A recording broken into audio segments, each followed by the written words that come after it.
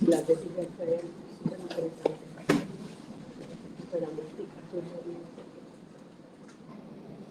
yo la leí por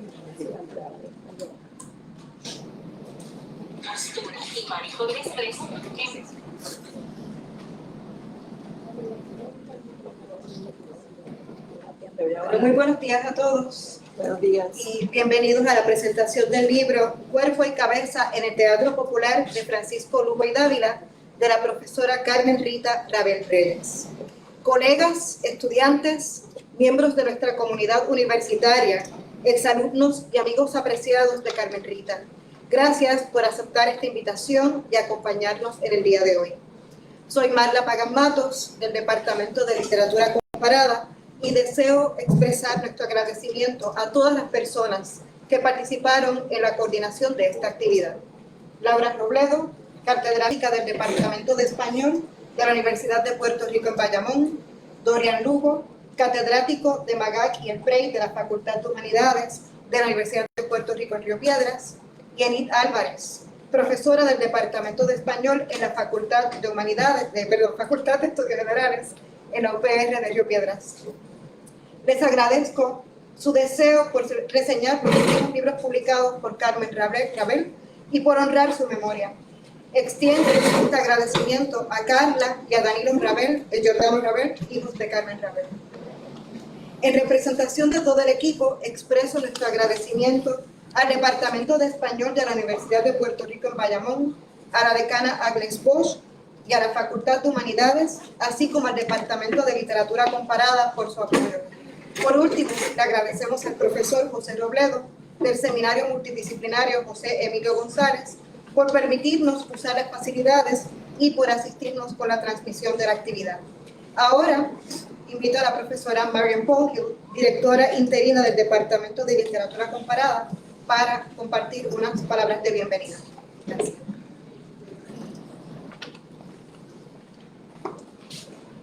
Muchos saludos, bienvenidos a todos, todas y todos a esta actividad para celebrar la vida y las obras de una obra específica de la doctora Carmen Rabel, que fue nuestra querida colega, que aunque no esté con nosotros físicamente, siempre estará con nosotros en sus obras, sus consejos, que siempre vamos a recordar. Y los excelentes recuerdos que tenemos de ella. Muchas gracias por su presencia hoy y muchas gracias a los participantes, los amigos, estudiantes, colegas, Carmen Rabel. Gracias. Muchas gracias a la profesora Marian Pogill. Ahora quisiera invitar al profesor Dorian Lugo para que comparta unas palabras. Sí, muy buenos días. Lo mío es breve, es página y media, y es una suerte de reflexión sobre el paso de Carmen Rita en nuestra universidad y en mi vida. Se llama La Biblioteca de Rabel. Cito: el universo, que otros llaman la biblioteca, se compone de un número indefinido y tal vez infinito de galerías hexagonales con vastos pozos de ventilación en el medio, cercado de barandas bajísimas. Salto pasaje de cita: si un eterno viajero la atravesara, la biblioteca, en cualquier dirección, comprobaría que los mismos volúmenes se repiten en el mismo desorden, que, repito, serían un orden, el orden. Mi soledad se alegra con esa elegante esperanza. Cierro cita porque el lenguaje, la biblioteca de Babel, su cuento. Profesora doctora Carmen Rita Rabel, un solo nombre convoca todo un entramado de saberes y afecciones. Es común en los actos de recordación referir a quienes fallecieron por su primer nombre, sobre todo cuando se les conoció y se les amó. En nuestro caso, Carmen Rita. He optado por los títulos y formalidad porque vienen a cuento, toda vez que tan distinguida profesora recibió hermosa elegía por parte del decanato de nuestra Facultad de Humanidades en su página electrónica, pero por razones ajenas al mismo, la noticia de su fallecimiento sufrió de silencio institucional y mediático generalizado, cosa inexplicable e inexplicable. Nuestra Universidad riopedense perdió uno de sus más altos valores y su pérdida pasó inadvertida para la mayoría que no fuera de oídas. Por momentos se siente como si la profesora Ravel no hubiera pasado por un desierto. Pero sí pasó y dejó profunda huella que consta. Mientras puede ser común en la academia quienes se desviven por asentar su legado o inmortalidad asegurando la fundación de escuelas que se desprendan de sus especialidades, algo que no es en principio irreprensible, ello no era prioridad para la profesora Ravel. Llegué a ella ante el fallecimiento de mi entonces director de tesis doctoral, otro grande, el profesor Hugo Rodríguez de Quín, en busca de dirección de tesis que reuniera sus cualidades difíciles de hallar, erudición filológica del periodo tardo medieval y temprano moderno en literatura, combinada con sagacidad teórica. La profesora Ravel acababa de obtener plaza y me fue recomendada por amiga como posible suplente del profesor Rodríguez Becchini, por razones que después me resultaron obvias. En otras manos directivas de mi especialidad, jamás hubiera podido explorar lo que la supervisión de Ravel propició. Sencillamente hizo de todo. Desde potenciar un estilo de escritura, enriquecer referentes, profundizar en lo teórico interpretativo, hasta brindar la asistencia tecnotécnica más paciente y ser paño de lágrimas en el proceso, algunos de los cuales eran asuntos que rebasaban sus deberes. Profesora de vocación y estudiosa de investigaciones publicadas en editoriales de prestigio internacional, no era de extrañar su excelencia. Ravel era poseedora de 2 doctorados y por tanto especialista del Renacimiento y del Barroco respectivamente, y desde el Barroco mismo rebasa su objeto de estudio peninsular para explorar la escritura de época en Puerto Rico, retomando con ello su vocación inicial de latinoamericanista, que es de lo que tratamos. Sin embargo, por lamentables eventualidades médicas, se convierte también en escritora e inicia faceta de periodista con artículos y crónicas que abordaron temas diversos, entre ellos el de la enfermedad, y que deben formar parte de toda la literatura al respecto, que incluye clásicos como Illness as Metaphor de Susan Sontag. Su incursión en la crónica le valió distinción internacional otorgada en España en 2014, segundo premio Juan Ramón Piñero León, Casa de Puerto Rico en España y Gabinete de Traducciones, por su artículo periodístico en 80 grados, No nos queda ni el aire. Como docente era agente catalítico, pero no sofocaba el pensamiento para hacer del estudiantado clonación de ella. Forjaba el pensamiento y la investigación independiente. Y quizá tan valioso como todo lo anterior era su inteligencia emocional. Cuántas no echamos de menos la llamada puntual para consultarle una decepción laboral o personal y sus lacónicas respuestas que eran inmediatamente reparadoras. Es por eso que parte de su docencia fue la de un modo de ser, una forma de habitar el mundo y el tiempo que resta. Quizá ello también le hizo encogerse de hombros hacia un afán de fundar escuelas que las pelearan. Su desescuela hizo profesionales y ciudadanas que la recuerdan y la aman, y que en su andar por el mundo, y no solo en su dictar conferencias, hacen eco de su cátedra. Así Ravel ya no es residente en la tierra en cuerpo, pero sí continúa su residencia a través de una suerte de revolución molecular. Su mirada hacia la producción cultural del pasado y su ser en el mundo perduran en las y en les que le conocimos, y también en los les que no le conocieron a través de sus investigaciones, amén de quienes sean portadores de sus enseñanzas y transmisores de su frecuencia vibrante. Donde quiera que haya disciplina combinada con libertad de pensamiento crítico y buena intención, subrayo, buena intención, hay una misteriosa escuela intangible titulada, sin autorización del gobierno, Carmen Rita Ravel, que pervive. Soy uno de sus privilegiados egresados con un diploma que solo veo yo y en mis manos vacías pero repletas de la biblioteca de Ravel. Y junto a quienes le amamos y que incluyen grado sumo a sus amorosas amistades, entre ellas las de la academia como Laura, Marla y Edith, y a su querida familia, dedicada en amor hasta el final, como Carla aquí presente, le honramos en luto y agradecemos en festejo. Larga vida su memoria y legado, profesora Carmen Rita.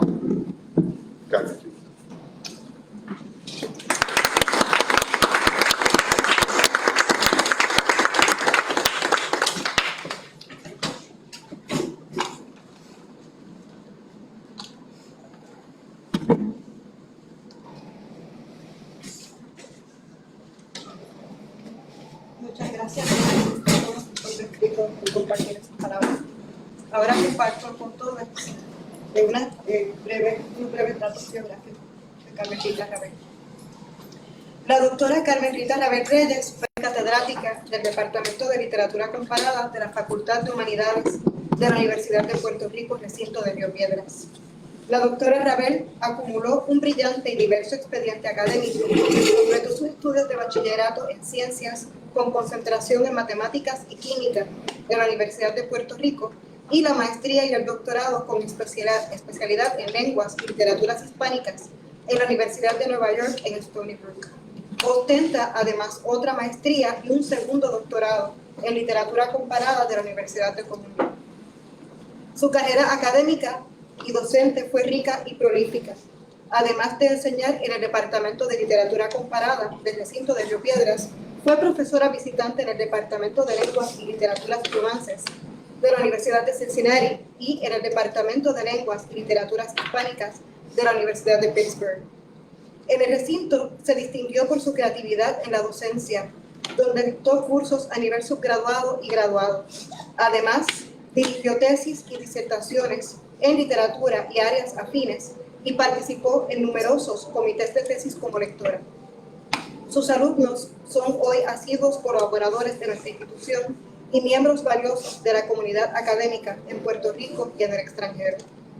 La doctora Rabel fue autora de varios libros, entre ellos La isla de Puerto Rico se la lleva el holandés, Discurso de don Francisco Dávila y Lugo al rey Felipe IV, 1630, publicado en el 2016, Crónicas para matar el cáncer, del año 2012, Rewriting the Italian Novella in Counter-Reformation Spain, de 2003, Lope de Vega, El arte nuevo de hacer novelas, de 1992, América, no hay salida, en 2021, entre otros.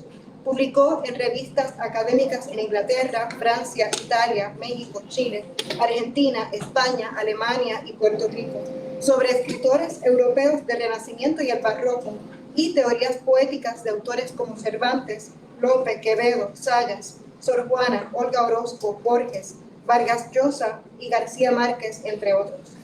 Carmen Rita continuó su vocación de investigación y docencia hasta luego de su retiro temprano a causa del embate del cáncer. Hoy, luego de su partida a destiempo, el 25 de marzo del 2023, estudiantes y colegas la recordamos y reconocemos su trabajo, agradecidos por todas sus enseñanzas y por su ejemplo. Gracias, Carmen Rabel.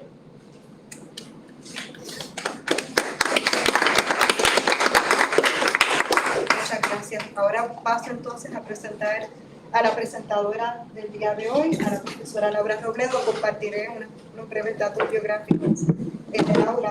Gracias, Laura, por aceptar también, ¿verdad?, y presentar el último libro, ¿verdad?, que publica la doctora Carmen Rabel. La doctora Laura Robledo González es catedrática del Departamento de Español de la Universidad de Puerto Rico en Bayamón. Cursó su bachillerato en la Universidad de Puerto Rico con la tesina El homosexualismo en el público de Federico García Lorca, y luego en la Universidad de Brown fue recipiente de la beca Dorothy Danforth Foundation.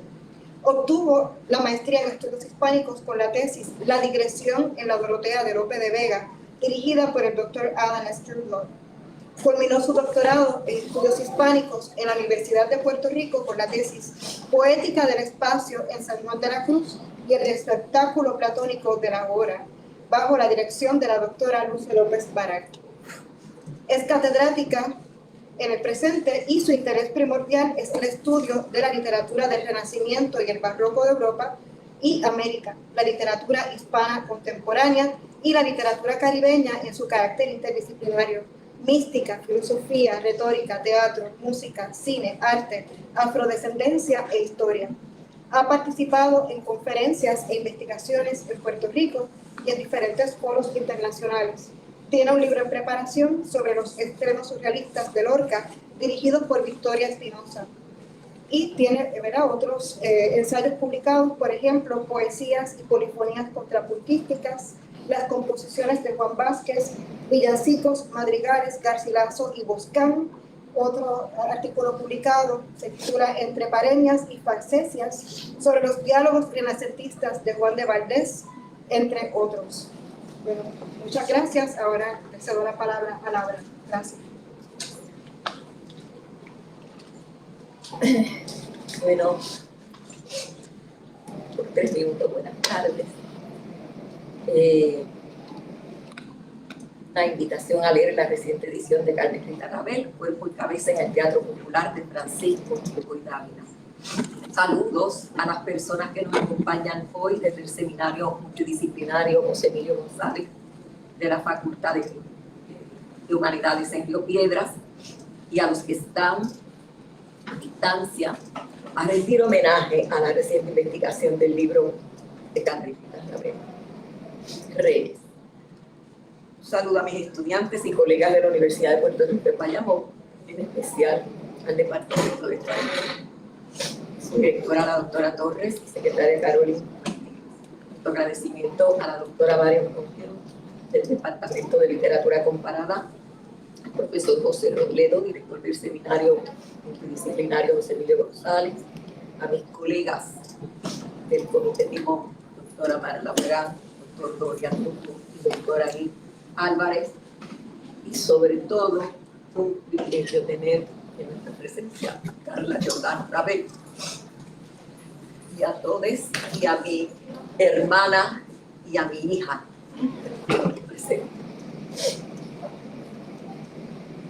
El título de mi investigación ya dijo, una invitación a leer la reciente edición de Carmen Rita.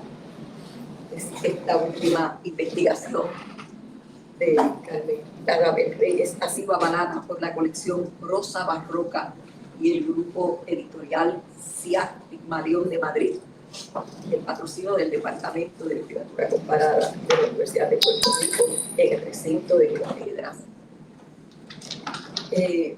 Voy a decir algo, esta enriquecida investigación, como es para nosotros, ¿no? Es muy conmovedor acercarse a la amiga, a la hermana, a la crítico, pero en cierta forma, en lo emocional, me da mucha alegría trabajar con el texto. Mi hija siempre decía, esta Carmen Rita es tan divertida, algo que decía siempre, y sí, es que hay que buscar esa alegría. Y Carmen Rita, cuando empieza a hablar, no para, cuando su erudición florece con unas raíces insospechadas. Así que nos vamos a ir, o sea, es un libro, aunque es muy denso, nos vamos a ir, por supuesto, a eso que llamaba las retóricas y poéticas, donde hay que irse al mundo grecolatino, a Aristóteles, hay que ir a Quintiliano, luego las poéticas desde Boccaccio a las del Quattrocento, o sea, toda Italia, para llegar acá. Y entonces, desde las 7 partidas de Alfonso el Sabio, en los 1200, hasta entonces el Concilio de Trento, que muy bien lo domina. O sea, ¿dónde los espacios? Las novelas, ¿verdad? A veces haciendo trampas se van, voy antes de Trento, me voy después de Trento, en la imaginación, ¿verdad? Para poder tratar de caer en las reglas. Así que de todos los pasajes del libro, escogí uno de Cervantes, que es uno de los más largos, es de verdad el más citado, el más logrado, el que tiene una reescritura. Rabel habla, el andrógino, y hacia él, entonces, vamos dirigidos a muchos detalles. Ahora bien, quiero que sepan que en los 12, las 8 novelas, cada una de ellas, Carmen Rita va trabajando unas historias y conceptos. Uno dice, ¿por qué llega aquí? Pues sí, va floreciendo y engrosando todo el texto. Voy a leerlas antes de empezar con Cervantes y a leer los títulos que están aquí. El primero sería escarmentar en cabeza ajena. Este es el que comienza con mucha, voy a trabajar mucho, citarlo, porque tiene que ver con su teoría de la mujer y teoría entonces del medioevo y del renacimiento, y trabaja el amor cortés. Ella trabaja con autores como Zizek, con Lacan, o sea, ella, donde esa complejidad la verán ustedes, no es lo que vamos a trabajar aquí, pero es maravilloso. Vamos a hablar de un texto, y ella viene, es un texto del 17, pero ella empieza a trabajar el masoquismo, va a trabajar el sadismo dentro de la teoría del amor cortés. Entonces, luego tenemos el de las dos hermanas, este texto de las dos hermanas, que es el segundo, es un hermoso trabajo. También voy a citar algo que es el título que ella es el premiado del amor constante, pero ella va a trabajar esa época de Barbarroja, ella va a trabajar la teoría, sí, de Carlos V y Barbarroja, y es fascinante porque nuestro indiano, nuestro autor Francisco Luis Dávila, cuando termina el libro, es que él toma su barco para dirigirse a las Indias, aquí a Puerto Rico, y tiene esa aventura de un secuestro holandés, es como si fuera eso, una especie de presagio. Luego tenemos las dos hermanas. Las dos hermanas son los amoríos de la Delia con don Fernando y don Sandro. Esta es una especie de trabajo circular entre dos hermanas, donde una tiene siempre un ropaje de monja, aprovecha para trabajar en mafias y travesuras, y hasta el novio le quita. O sea, es que aquí el hábito no se toma, al contrario, como monja ella va a hacer el ropaje distinto, y la más, no sé, y la más ingenua, siempre está vestida, ¿verdad? Como una hija de las casas, ¿verdad? Alegre, así que todo un enredo precioso. Tenemos también la hermanía. Bien, la hermanía es un texto muy parecido a una de las novelas de la de Conete y Cortadillo, de las nucleares ejemplares de Cervantes. Y la hermanía también es un mundo, ¿verdad?, escondido, donde hay una serie de casas, de prostíbulos, y en los procesos a veces es el cuerpo de mujer el que queda y ningún jefe o jefa, porque están estas mujeres trabajando de espacio a espacio libre. Hay otro texto maravilloso, cada uno hace como quién es. Aquí es el tema del adulterio trabajado otra vez, pero entre gentes aristócratas, entre gentes de otra clase. Luego tenemos el médico de Cádiz. El médico de Cádiz es otra vez una novela de infidelidades, pero el más traicionado es un afanado a el juego de ajedrez, y el juego de ajedrez tiene que ver con los movimientos que se están trabajando en esa segunda infidelidad. Así que el penúltimo es el que vamos a empezar hoy, pero tenemos aquí, que se llama el andrógino, pero tenemos aquí el último, que es precioso, y lo tengo en la escritura, pero es muy largo, pero sí se ancla en los temas aristotélicos del gobierno, es presentar Gallo, Séneca, reescrituras, proceso de cómo dos amigos van a rivalizar por una mujer. Uno viejo, son mercaderes, y otro más joven. Y el proceso que llega hacia el final se parece un poco a lo que el andrógino hace. Porque este es un texto de muchos ropajes, ¿verdad? Y eso es lo que vamos a disfrutar acá. Novelas ejemplares, ¿saben? Que es como llama Cervantes al mismo, y Cervantes, que le llamaban el bocacho español, dice Carmen Rita. Cervantes llama a sus novelas ejemplares, si bien lo miras, no hay ninguna de quien no se pueda sacar algún ejemplo provechoso, si no fuera por no alargar este sujeto, quizás mostrara el sabrosio en estos frutos que se podría sacar así, de todas juntas, como de cada una de por sí. Mi intento ha sido poner en la plaza de nuestra república una mesa de trucos, donde cada uno pueda llegar a entretenerse. El divertimento es importante, como ven, lo útil y el divertimento. Sin daño de barras, digo sin daño del alma ni del cuerpo, porque los incisores muy agradables antes aprovechan que dañan. Igualmente, en su proemio nos dice, ese teatro, esa república, es el país, ¿verdad?, donde están nuestras historias, así lo llama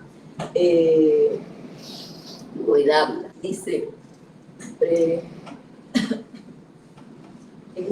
dice, del ánimo desengañado, pasiones del ánimo desengañado al pueblo y representándole sus errores, que no es otra cosa, una república, que un teatro donde siempre están representando admirables sucesos, útiles los unos para seguirlos, útiles los otros para huirlos y aborrecerlos. Esta causa, lector, me dio ánimo de poner a tus ojos la representación popular de este teatro, valiéndome para aceptar de las reglas y doctrinas, etcétera, etcétera. Por supuesto, entonces, que vamos a tener aquí una propuesta que es la que nos está explicando Carmen Rita Ravel, de cómo Lugo y Dávila quiere representar, junto con el autor de poética, Monciani, quieren tratar de hacer algo que no se había hecho, es representar y validar una poética de las novelas, porque aunque les dije, había empezado los antes, en el siglo, el Renacimiento, ¿verdad?, italiano, era muy difícil tratar de lograr este género que nos cita Aristóteles, que nos cita, ¿verdad?, Horacio Nicol. Los autores Francisco de Lugo y Dávila, al igual que Francesco Monciani, escribieron tratados sobre las reglas de composición de la novela, adaptada a un nuevo género del sistema crítico de la poética de Aristóteles.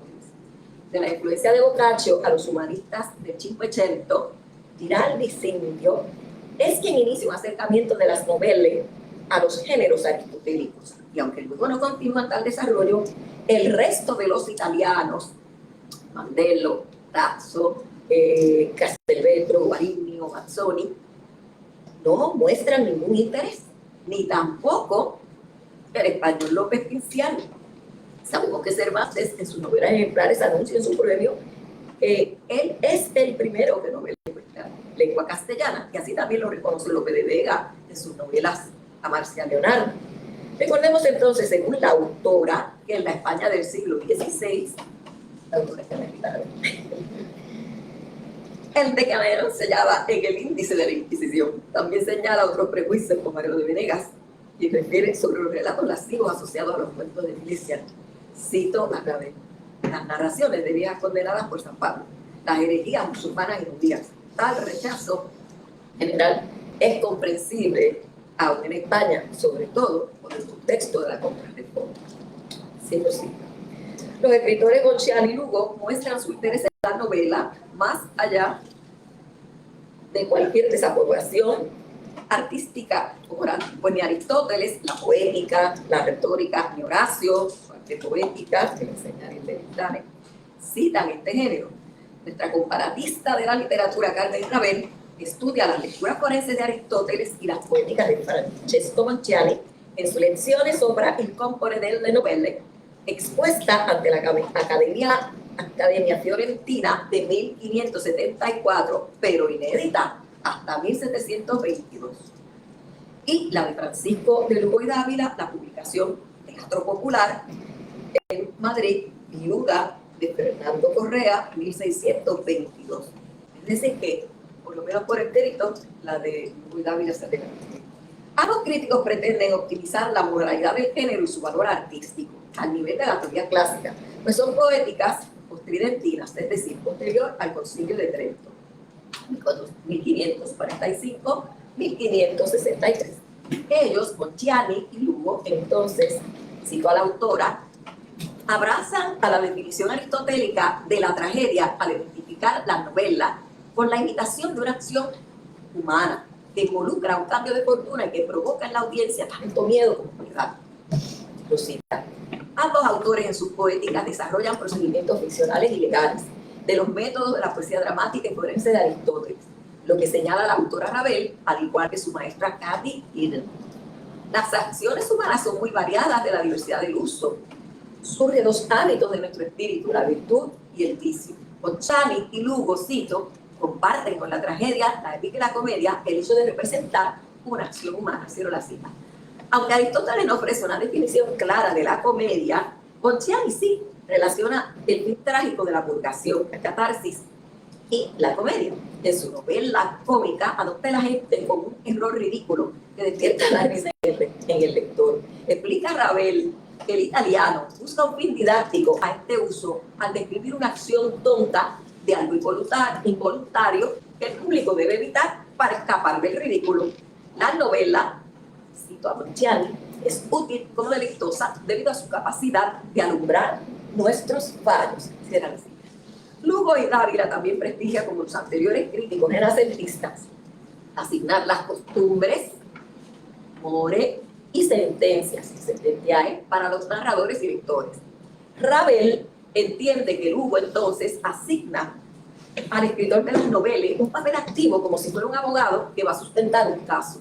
El fin didáctico en la novela, igual que en el discurso retórico, se desprende entonces de las declaraciones del narrador con un veredicto de equidad o castigo. Su forma de adaptar la verosimilitud aristotélica supone un cambio en la probabilidad de Aristóteles. Apuesta como una perspectiva psicológica. Dice Ravel, la concesión a su trabajo de las mentes humanas. Esto ya ha trabajado antes por Cicerón, por San Agustín. Tengo más citas, pero no se las leo porque sigue enriqueciendo ella dialoga mucho con Cathy Eden, que fue su maestra, ¿no? En estas especialidades, y va a veces enfrentando polémicas, ¿verdad? Cosas que sabe cómo las va defendiendo. Bueno, voy a hablar del discurso forense de la novela. La literatura española de la Contrarreforma ya había traducido y leído la novela italiana que surge con Boccaccio en el siglo XIV y se amplían en el siglo XVI. Pero la mayoría de las novelas españolas se escribieron después del Concilio de Trento. Así que, dice Ravel, acudieron al mismo para regulaciones que alimentaban sus novelas. Ambas, el género de novelas españolas e italianas, siguen disposiciones de casos legales que suelen seguir la división forense, exordio, enunciación de hechos, proposición, pruebas y peroración. El objetivo de la retórica en el discurso forense es la persuasión. Según Aristóteles, debe convencerse a la audiencia del carácter moral del hablado. Los tres métodos persuasivos del habla son, según Cicerón, el uso de oratores, retórica de Heronio, y Quintiliano, sustituto oratoria, mover, enseñar y deleitar.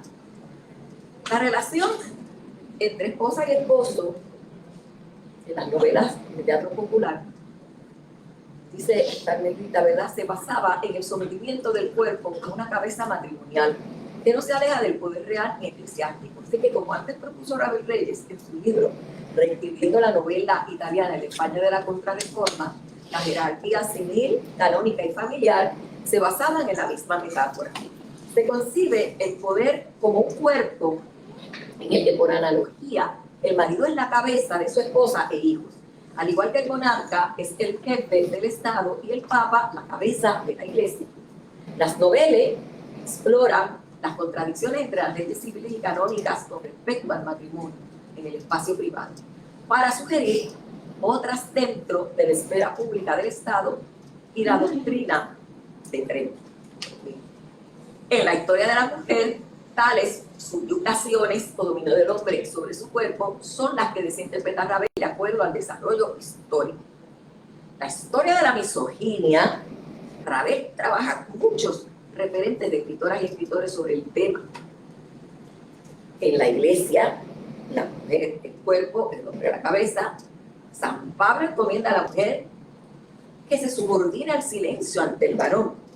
Adán no fue engañado, ella es la mujer engañada, es la transgresora. San Agustín, San Jerónimo, Tertuliano, hablan de que todas son Eva y deben pagar su pecado original. Pero la maledicencia femenina también, dice Ravel, se acerca en la filosofía de Aristóteles, miramos la retórica, pero aquí ella dice, se aleja esta maledicencia femenina, por lo menos, de Platón.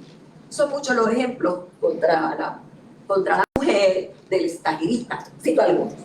La mujer en lo biológico, cuando Aristóteles dice que cuando el útero es frío, el feto resultante es una niña, lo que es un varón defectuoso. El hombre, esto es Aristóteles. El hombre intelecto es racional y la mujer es pasión. Él debe gobernar. Pero aquí Ravel escoge ciertos enfoques de Platón que se acerca a valorar a la mujer. Los feministas citan el diálogo Meno, donde afirma que la virtud no tiene sexo ni género. Y en la República, dice Platón, que las mujeres pueden ser guardianes, capaces de mandar, que solo difieren del hombre en fortaleza o debilidad. Y aquí yo le parto una digresión de Rosario Ferrer, y con ella aprendí lo que decía Sor Juana. Si Aristóteles hubiera avisado, mucho más hubiese escrito. La mujer, sigo aquí.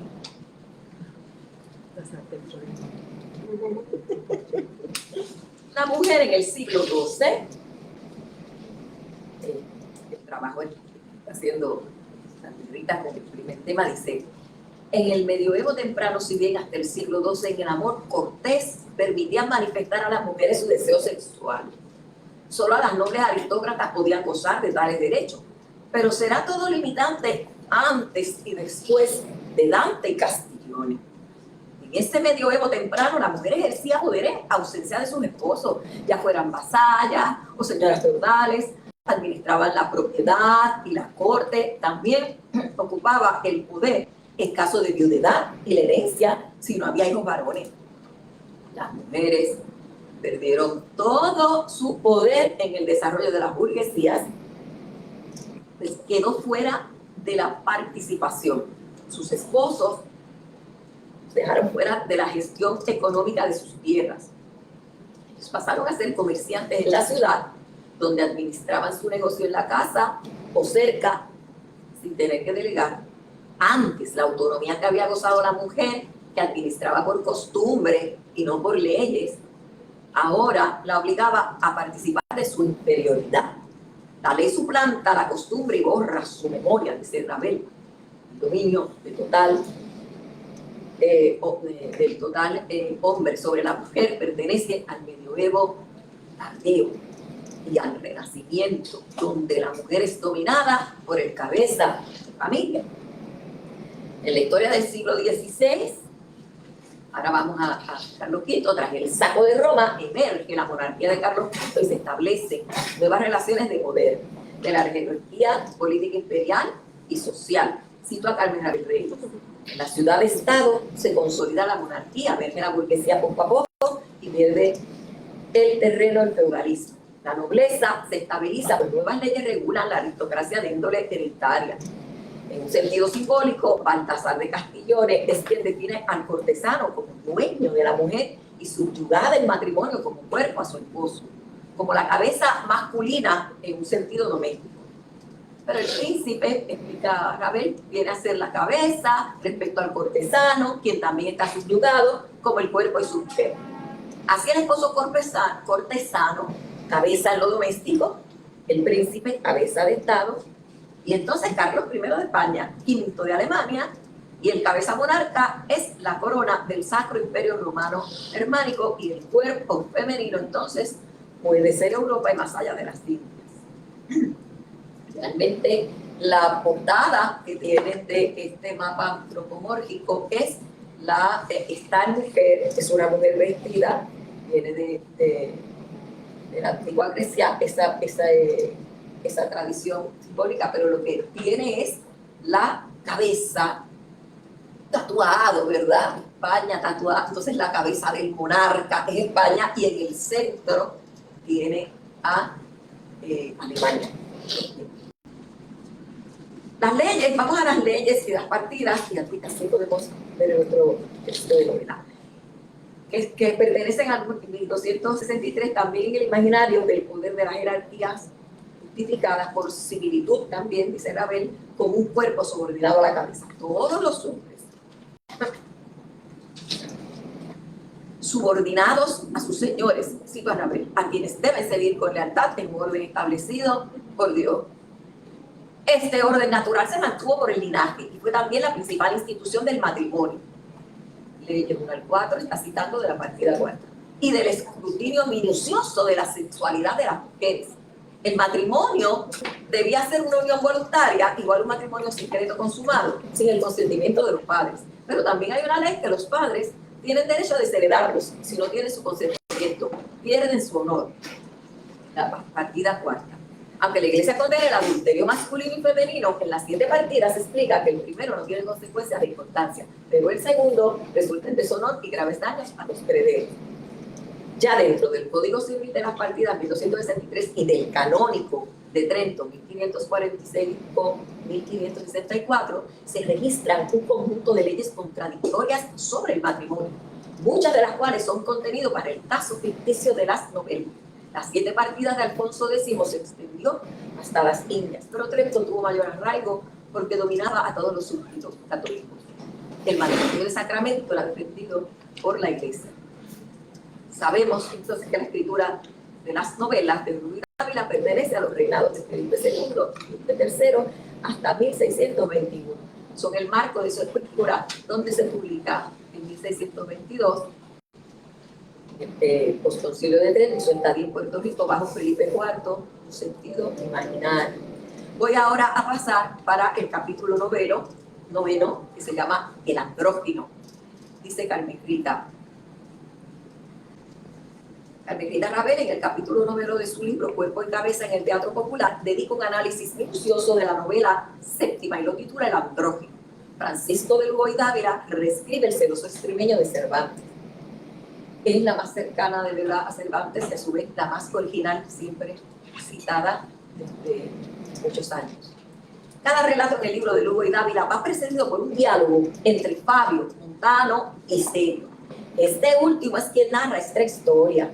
Esta inicia con un exordio que expresa una advertencia. Enseña cuántos son dañosos los casamientos en personas desiguales en la edad. Lo que ya el lector puede comparar con la protagonista del relato citado arriba de Cervantes, el viejo celoso Filipo Carrizales, casi 80 años, con el otro de esta novela, el viejo celoso Solier, de 70 y largos años. Ambos buscan matrimonio que arreglarán con los padres de 2 adolescentes, Leonora de Sevilla, casi 15 años, y Laura de Zaragoza, joven de 15 años. Sin embargo, el autor Lugo y Dávila también inserta en el comienzo un epigrama de Ausonio, donde justo en el último verso afirma haberse transformado en mujer. Tal ejemplo, o la posible metamorfosis alegórica o natural, inicia un debate intenso de los dialogantes y serio promete la historia que cuenta en la novela. De aquí, nos dice Ravel y cito, el tema de la androginia se combina con una reescritura cervantina cuyo propósito es representar, al igual que el computense, el limitado estatus jurídico de la mujer. A pesar de que en la novela de Cervantes y en la de Lugo y Dávila ambos padres concertaran con cada cristiano su matrimonio de conveniencia económica, la diferencia es que la hermosa Laura, nos advierte Ravel, sí tenía a su amante Ricardo mucho antes de que sus padres lo acordaran. Ambos viejos celosos construyen una casa, fortaleza cuartel, para la represión sexual de sus esposas. En la Cervantina, la voz narradora describe cerraduras, llaves, torno, ventanas cerradas a la calle, paredes altas. Adentro con Leonora viven las siervas, 2 esclavas, una dueña vigilante y un viejo negro eunuco que guarda la entrada encima de una caballeriza o casapuerta. Todo eso. En la novela de Lugo y Dávila también hay una casa convento adepto cárcel con candados, tornos, llaves, adepto el licenciado Burgos, guardián de confianza del Solier, y también una especie de guiñán escondido. Hay siervas, 3 niños prisioneros en un cuarto que serán también los vigilantes de Laura, y nos preguntaron, ¿cómo la energía del mundo de afuera van invadiendo el cuerpo y cabeza de estos espacios herméticos? En la historia de Sevilla, por un lado, la casa, cuerpo de mujer, seducida por el oído a través de las cuerdas y voz de un músico mendigo que en un principio va filtrando sus cantos de romances de moras y moros a la loquesca y penetra por los orificios que embelezan suavemente al eunuco y a todas las habitantes femeninas de ese espacio interior. En la de Valencia, la cabeza masculina de la casa, es decir, el mismo Solier, es quien, seducido por la travesti Bernardina, la ha invitado a su aposento tan guardado, pues el viejo siente una enorme atracción de su música y bella voz femenina, y como bien dice Carmen Rita, de su apetito sexual. Ambos jóvenes foráneos han logrado rebasar los candados y llegan adentro con el mismo objetivo, acostarse en la cama de la esposa.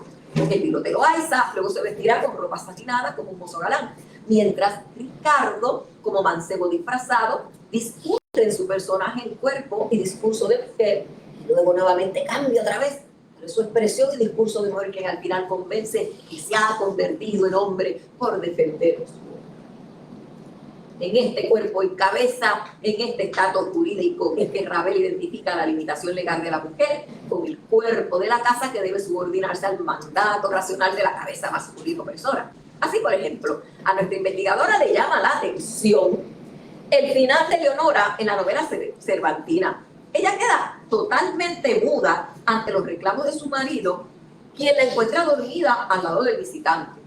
Solo le dice ante el viejo Carrizales: "Viví muchos años, mi señor, puesto que no estáis obligados a creerme, saben que no soy ofendido, sino con el pensamiento", y se desmaya. Citemos al narrador cervantino con gran ironía al final. Solo no sé qué fue la causa que Leonora no puso más ahínco en disculparse y dar a entender a su celoso marido cuán limpia y sin ofensa había quedado en aquel suceso. Pero la turbación le ató la lengua. La inocente Leonora, ignorante, la llama Cervantes por sus pocos años y vulnerable a persuasiones de la dueña, el mozo. Es cierto que al final no explica más y prefiere callar. Sin embargo, el personaje Laura, personaje sagaz y elocuente, de acuerdo a sus acciones, como la retrata Lugo y Dávila, también va a preferir callar.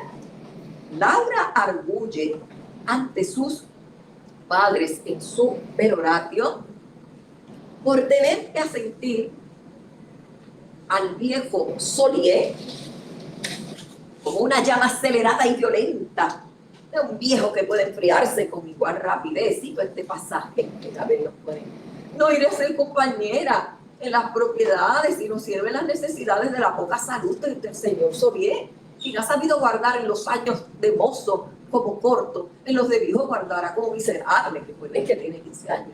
"Y si vuesas mercedes me dicen que me tienen el amor que deben como padres, ¿cuál hay tan riguroso que venda por esclavo una sola hija que les dio la suerte? Venderla, dijo, y con propiedad". Si lo cita, que dice Ravel, a pesar de la extraordinaria facundia de Laura, nuevamente impera la elocuencia del silencio. Y aquí acaba su reclamo ante sus padres.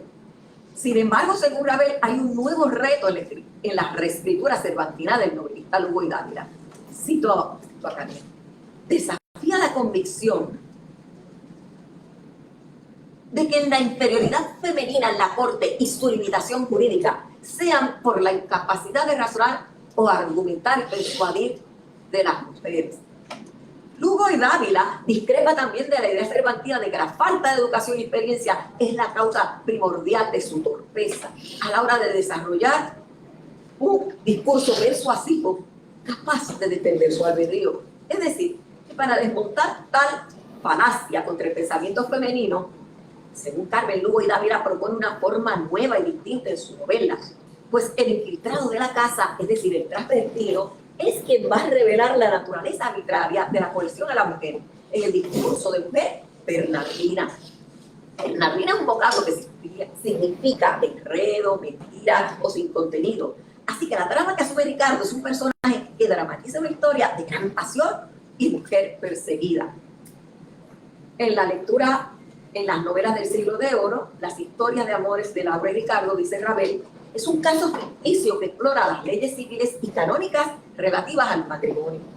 Aunque el Concilio de Trento estableció la libertad de elección en el matrimonio eclesiástico, el derecho civil seguía otorgando a los padres la facultad de desheredar a los hijos que se casan en contra de la voluntad de los progenitores.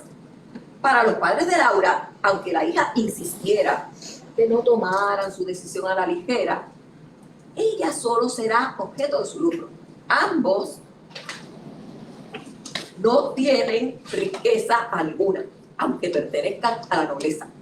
Mientras su hija Laura es descrita como una belleza suprema, comparada en los versos con perlas o rubíes, sin embargo, no es metafórico, como dice Ravel, no hay perlas ni oro en su caudal. Por eso la necesidad del negocio de los padres en la ventaja económica de aceptar a Solier. Carmen Ravel insiste en su análisis del caso ficticio que el matrimonio debe ser admitido por la novia. Es el derecho a consentir, según el capítulo 1 del Decreto de Reforma sobre el Matrimonio, sesión 24 del Concilio de Trento. Los padres de Laura realizaron sus nupcias en la iglesia con la violación de derecho a consentir de su hija. Pues a diferencia de Leonora, en el celoso extremeño, Laura sí había elegido antes a su amante, presentado sus objeciones a sus padres y aunque protestó en sus argumentos, nada compite con él contra el oro o el dinero. No importa que Laura no consintiera, los padres podrían desheredarla su sobrevivencia. Igualmente, los padres de Ricardo han apoyado también a sus amigos, los padres de Laura, y han sido los primeros en organizar y divulgar los festejos de esa boda. Así tendría alejado a su hijo de Laura. Siempre se han opuesto a la relación del noviazgo con la bella zaragozana y han mantenido a su hijo en estudios en Valencia, donde se ha educado con gran dominio de las letras, en filosofía, la música, también maneja las armas, monta a caballo. Lo que representa, dice Carmen Rita Ravel, parecer un caballero cortesano, como relata el libro de Castillo. Aunque el ingenioso mancebo ame a Laura, no hay manera de poder representar su caudal con Solier. Y los padres prefieren una desposada con un prearreglo mejor de nivel económico. Ricardo presenta ante sus padres un discurso retórico con gran agudeza, como dice Ravel, con prolijas digresiones, por ejemplo, históricos y literarios de baja fortuna, con los cuales quisiera intercambiarse con tal de subir al altar con Laura. Cito un poco. ¿Quién fue el primero que halló los preciosos peligros del oro? Maldecía Ricardo. Laura, no desheredada, por haberla negado la riqueza, le condenaban al destierro sus padres. Rosita, pero no son suficientes para convencer a sus padres. Igualmente es joven, como señala nuestra estudiosa. Su oposición a los progenitores le podría desheredar y también ser deshonrado por no ser cabeza de su familia, como vemos antes con Laura. El derecho a desheredar post-tridentino perjudica a los jóvenes y su libertad de elección. Solo el hombre adulto en la sociedad adquiere su plena capacidad jurídica. Así que celebran las bodas del viejo Solier y la joven con capitulaciones y festejos en la ciudad de Zaragoza, 500 ducados de renta a sus padres y dinero, joyas y galas a la novia Laura. Se celebran los desposorios tan desiguales, se escribieron prosas para escoger sobre la mal maridada, y en los tercetos de este soneto dice, Carmen Rita Ravel también trabaja, ¿verdad? Como tan experta ella en estos tipos de narradores, de cómo ellos entran a reírse, ¿no? Del propio, de las propias travesuras que están haciendo los personajes. En los tercetos de este soneto sobre la mal maridada dice, no contenta Laura que bien pude ganar el premio a Venus, por más bella un anciano la entregue su malicia. Oh, cuán injustamente el bien concede la fortuna cruel, cómo atropella las leyes de igualdad y de justicia. En Valencia, la tierra de Solier, continuaron los agasajos para los recién casados recibidos por la nobleza natural de la ciudad y forastera también. Aquí llegó Ricardo, muy galán, acompañado de su maestro y compañero de estudios Zabaleta. Enamora a Laura y por su gran ingenio Ricardo, apoyado por su amigo, busca un disfraz y se transforma en mujer llamada Bernardina, buscando una manera de llegar a su amor. Como resaltamos antes, el vocablo Bernardina es una palabra sin sentido.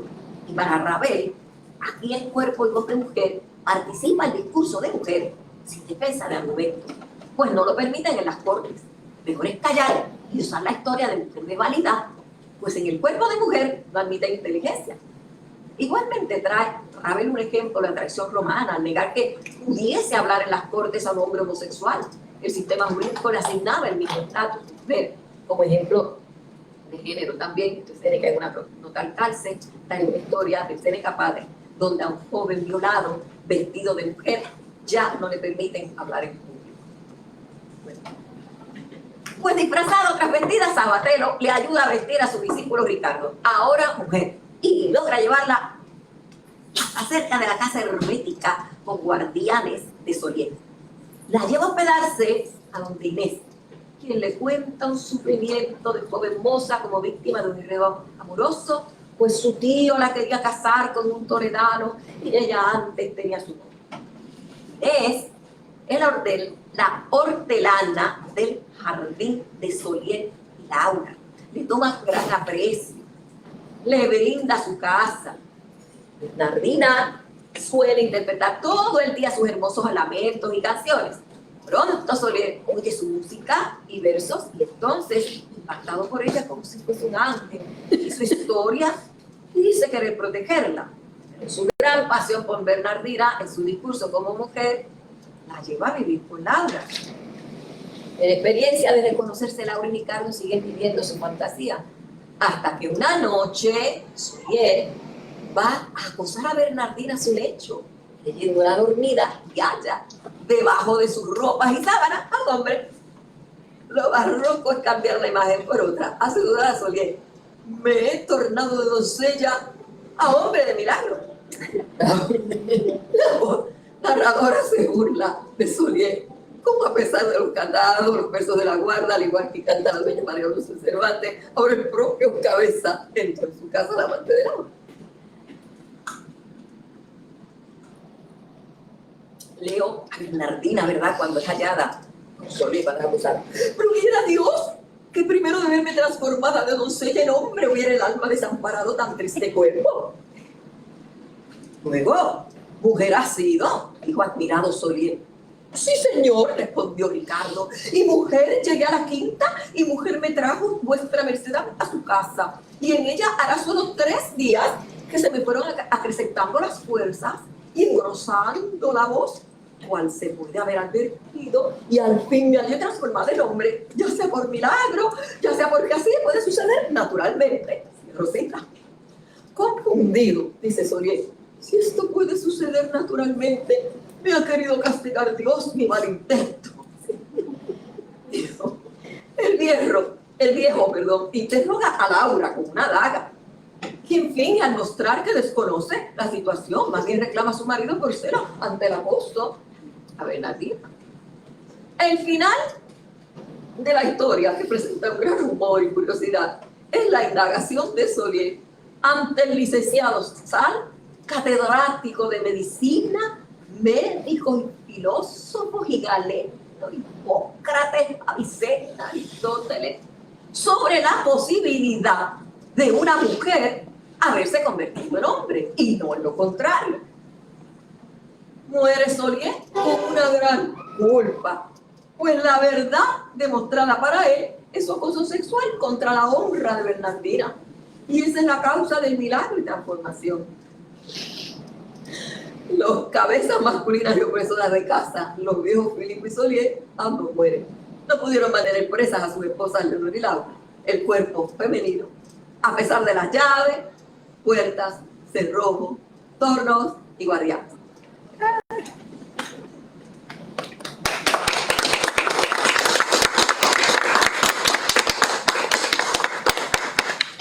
Bueno, si tienen alguna pregunta. Mi discurso trataré de presentar, o sea, Carmen Rita es la que está hablando, ¿verdad? Yo estoy citando de manera directa o indirecta, pero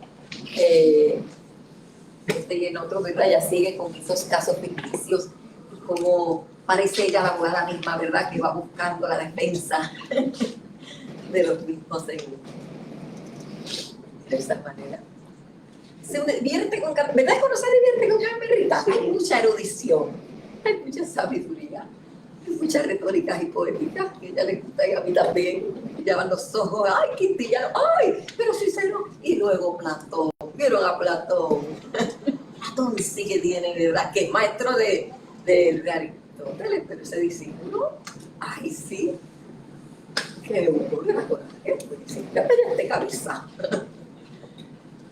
Muchas gracias, Laura, por tu presentación, por tu comentario, por tu lectura, ¿verdad? Profunda de los análisis que nos propone todavía Carmen Rabel.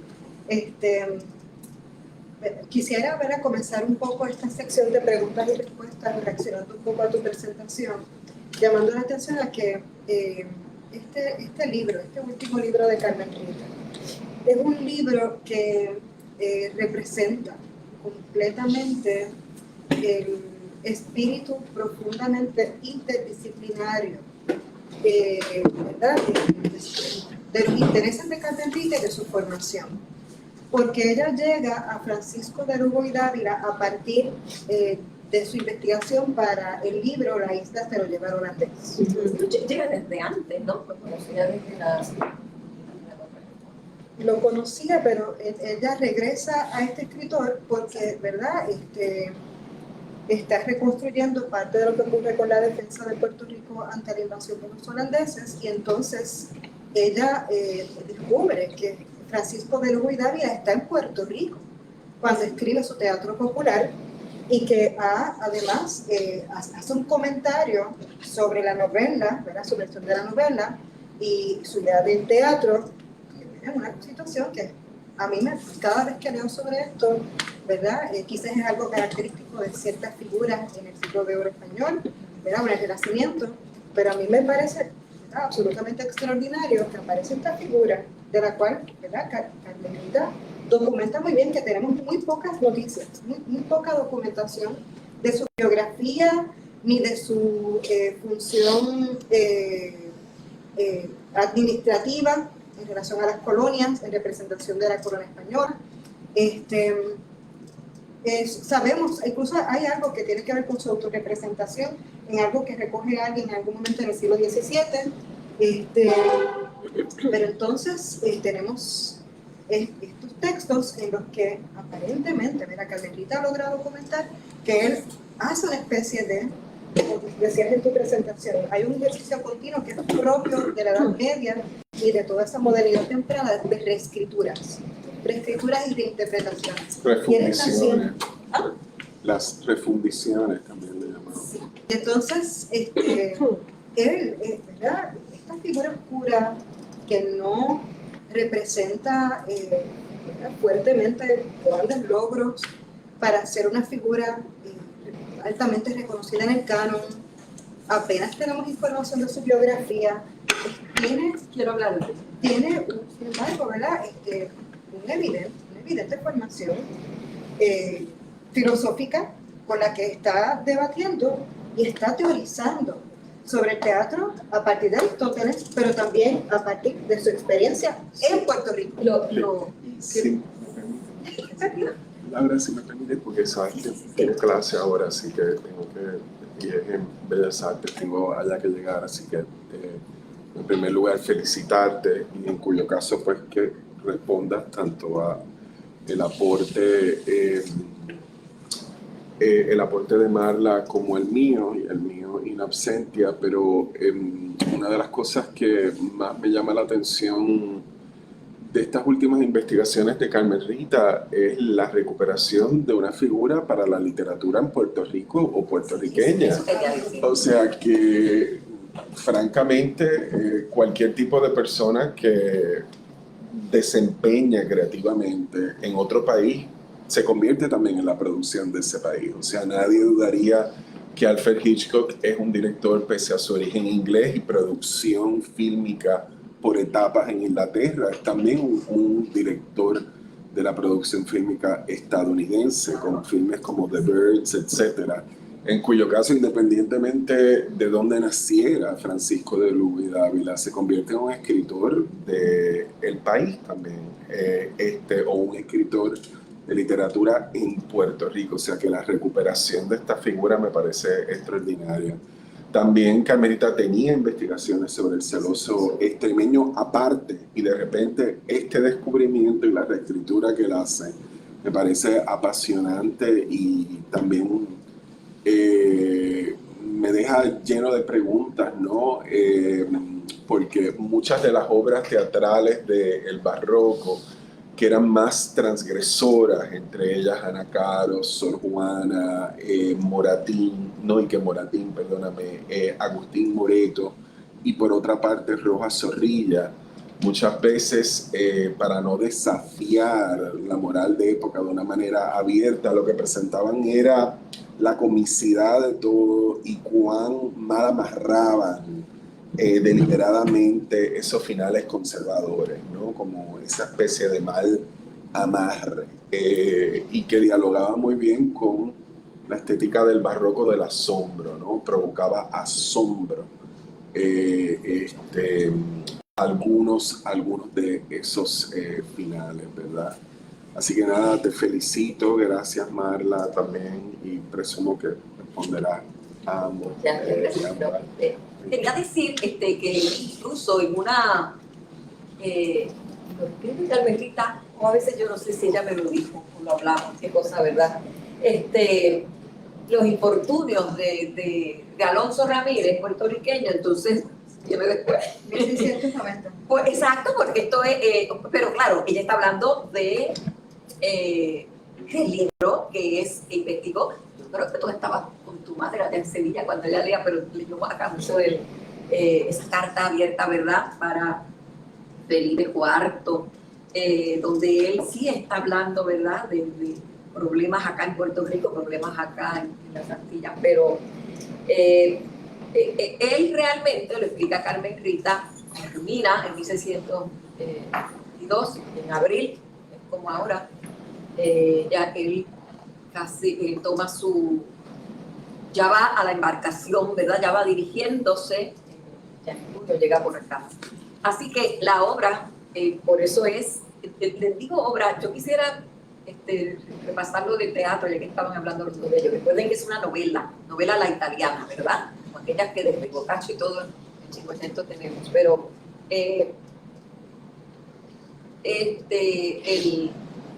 las obras que va a presentar acá, entonces, o sea, su trabajo de novelas de Boccaccio, de novelas españolas, tienen ese estudio y ese tratar de llegar hacia una poética, y hay que resaltar mucho esa poética de hacerle valer dentro del contexto no clásico, que todavía como que empezó a escribir alguno de los no sé si era Cindio, de tratar de hacer una poética y una justicia, ¿verdad?, para el género, ya que hay muchas, pero no sabían cómo darle la validez. Esto quizás no tiene valor, y sí, lo digo, ¿verdad? Cervantes, porque él lo logra, y él también, y Monciani, por eso es muy importante, y yo creo que Carmen Rita, al valorarlo a él, también hay mucha literatura de Monciani ahora, después, porque él publicó primero, siglo primero, aunque Monciani estuviera ante la academia, eso se publicó después, no le hacía caso, pero Carmen Rita unió esas poéticas. Y entonces se recuerden que él lo llama, también Cervantes lo hizo, la República, donde está el teatro popular, pero recuerden que en el sentido, se está hablando de teatro popular, en el sentido de lo que es una novela, no en el contexto, ¿no?, de lo que intenta el querido López, la comedia, el teatro nuevo. Y les voy a decir una cosa, ahora que hablo de López, y recuerdo su maestro, Elias Rivers, también, que es un hombre también de buscar, ¿verdad?, diferentes fuentes. Esa primera tesis de ella, que es muy variante, en el contexto de mucha felicidad, aquí se me fue, ahí estaba una estudiante, pero se me fue ahora, que estudiaba en Stony Brook con ella, con Elias Rivers. Pues sí hay una búsqueda, porque la novela también es otra. Ella le llama, como hizo Lope, ¿cómo es? La nueva poética, el arte nuevo de las comidas, pues el arte nuevo de las novelas. Ese es el título que ella da, ¿no? Siguiendo ese trazo de Lope, y Lope tiene entonces también manejo de mucha importancia en todos los géneros posibles. O sea, Lope, y ella lo sabe, y yo, cuando hay Lope, íbamos a ir con diferentes universidades. Yo la citaba, ¿saben? En Argentina, estaba escribiendo algo de Lope, y yo citaba ese texto. Mira que yo la citara, eso que había escrito hace tiempo. Y sabemos que Carmelita tenía investigaciones sobre la novela Por eso, de Lope. no, novelas, exacto, pero Lope tiene diferentes novelas, las pastorías. O sea, lo que quiero decir es que o sea, Carmelita tiene como 20 y tantos, o sea, estudios de verdad trabajados, consistentes en este tema. O sea, que ella de verdad es una lucha, de verdad ella es una especialista de la especialista. Igual como la citan como una importante logista, que yo no sé en esta universidad, pero ella es una logista visitada sobre ello. Entonces, al llegar a Lugo y Dávila, sigue con Lope, sigue con Cervantes y por supuesto con los italianos, ¿no? A trabajarlo en el contexto expandiéndolo. Así que hay mucho, o sea, hay mucho trabajo que usted toma un libro de Carmelita y eso, es que eso no se acaba. Porque ahora mismo la última, la juventud tiene un final también. Uno de los personajes que se muere, que es un novio de él, pues entonces pues van a traer a otro amigo que venía de otro lugar a presentar por evidencia todo esto para, ¿sabes? Pues eran terribles eso, con las mujeres y con las presiones. Pues como un hombre joven, ¿no? Esto fue el viejo que se transformó en un hombre joven, así termina eso, o sea, con ejemplos de otros textos, uno de Boccaccio y otro de Séneca. Francisco Lugo y Dávila construye otro. O sea, de verdad que hay un trabajo que uno se divierte con Lugo y Dávila, pero cuando vas de la mano de Carmen Rita, pues ahí la risa vuelve, o el sentido, ¿no? De su inteligencia, de dónde puedo acabar con esto. Una crítico literario hace eso. Es decir, ella puede, esto es receptividad, ¿verdad?, de los especialistas estudiosos, pero el estudiante de bachillerato lo disfruta también, porque ella también tiene un estilo de una sencillez, de una coherencia, ya pone en orden sus cosas, porque eso, ¿verdad?, de Aristóteles también y su discurso te lleva, pero es muy especialista también, o sea, depende de dónde te metes. Así que yo, ¿verdad? En Amazon es que está el libro. Sí, bueno, alguien lo está vendiendo en Amazon. En Amazon. Alguien lo vende, o sea, Alguien lo está vendiendo sí, en Amazon. sí. Pero es de España, pero no hay manera de pedirlo para acá. Pregúntale a tu Yo tengo abogada, a ver si hay copias que puedo alguna, vender. pregúntale a tu abogada, a ver si hay alguna. Era abogada de Carmelita.